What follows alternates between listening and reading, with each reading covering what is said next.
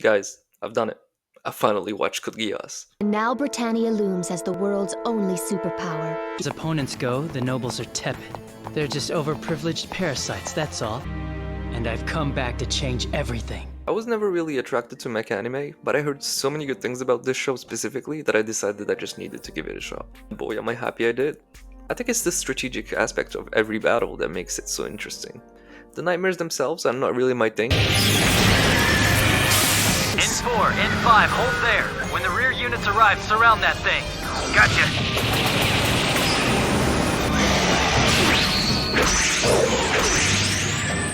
But I can see how some people can be into that. The show is really about rebellion, betrayal, stakes chess games, and I guess giant mechs all rolled into one. So let's take a look. Does it live up to the hype, to its legendary reputation? And why am I here talking about it almost 20 years after it's come out? Now the next move he makes will be falling back to the rear. Coordinates X23. And with that, check. So let's start with the positives, because Code Geass has plenty of those. First, the intensity of the storytelling. This show really thrives on just escalating from problem to problem, bigger and bigger every time. Right from episode 1 when Lelouch uses his Geass to order the soldiers to terminate themselves. Realized, the only ones who should kill are those who are prepared to be killed. What's happening here? I, Lelouch v. Britannia, command you, die!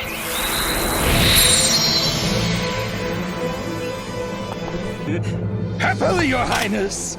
You realize, no punches will be pulled, the stakes are high and characters can actually die in this show. Or at least at this point. The cliffhangers are constant, and I'm happy I didn't watch this live, just having to wait for every new episode would have driven me crazy. Every time you think this show has peaked, or the story is actually reaching its conclusion, it finds another way to raise the stakes. And we start over. If you think you can win without me, then shoot me! Someone. Anyone. Since you've joined the Black Knights, you have only two choices. You may either live with me, Or you may perish with me! Lelouch himself is not exactly your typical anime protagonist. You see him calmly manipulating the battlefield from afar, like a chessboard, giving orders with just precision while treating human lives. Per my instructions, you will charge on Moss down toward point 3. And the intent of this operation is to capture Cornelia, second princess of Britannia! Like they're chess pieces. He's also very charismatic, and that's actually the core of his character. He can attract people to join him, whether it's with his Geass or just with his personality. Your pride always gets in the way at the most ridiculous moments. C2. I don't know why snow is white, but I still think snow is beautiful. He's also ruthless, but also grounded by his love for his sister Nonly. I think it's that humanity that makes him sympathetic to us. It's also a brilliant choice to have Suzaku be the representation of all the typical hero qualities and characteristics, while still being an antagonist to Lelouch who we're following. Throughout the show, they keep colliding, at first without knowing each other's identities, but at the end, as true frenemies, I guess.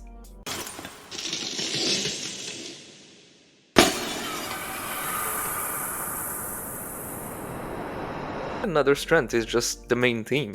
Code Geass constantly forces us to ask, does the end justify the means? Suzaku and Lelouch disagree in their approach, but interestingly, they slowly switch sides depending on the moment of the story. Lelouch remembers his true goal of giving Nonoli the life that she would have dreamed of in the climax of the rebellion, and he proceeds to abandon the Black Knights to go save her. I really love the character of C2. Not only does she challenge Lelouch in his decisions and questions his motives, I've been wondering about something, Lelouch. Why are you Lelouch? I don't have time to discuss philosophy with you. You changed your family surname to Lamperouge, but you kept Lelouch, the name that was given to you at birth. How sentimental.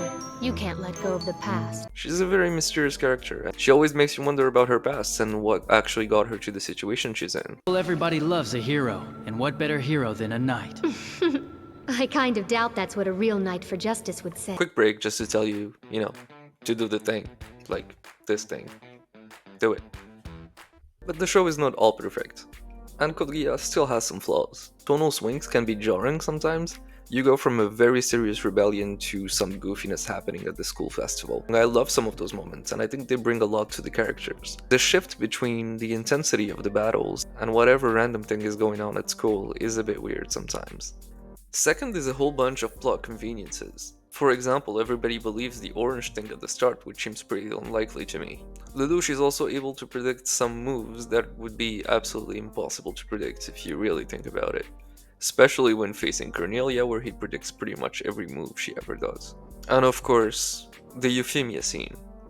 It's kind of crazy to think that a big part of the plot comes from a slip of the tongue and Lelouch suddenly losing his ability to control his Geass. Note that this is the only time that it is relevant in the entire story. That moment is super important and I actually love it. I think the English voice acting for how Euphemia orders the Japanese to be killed is actually pretty funny. I just wish we got to that scene a little bit differently, even if Lelouch had to make the decision instead of just being forced into it by the plot. Now you're being silly. Stop playing with me. I'm serious. For example, if I told you to kill all the Japanese, it wouldn't matter how you felt about it.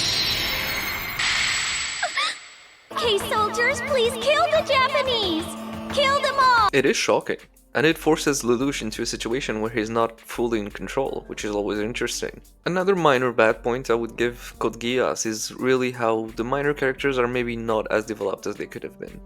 I got to love Suzaku, Colin, C2, but some of the other characters are just not given the same sort of care. A good example of this is actually Shirley, who, despite getting a lot of screen time, we never really fully understand her because the writing of her character is super inconsistent. So when her death actually arrives, we don't feel it as hard as maybe we could have. I order you not to die! So is that okay then, Lulu? And as I'm reborn, I'll fall in love with you over and over. To wrap up, Code Geass is as brilliant as it is messy. It was a totally enjoyable experience to go through the show, and I honestly would have just hoped to have more seasons of it. Give the characters a bit more time to develop. I think the story still had a lot more to give.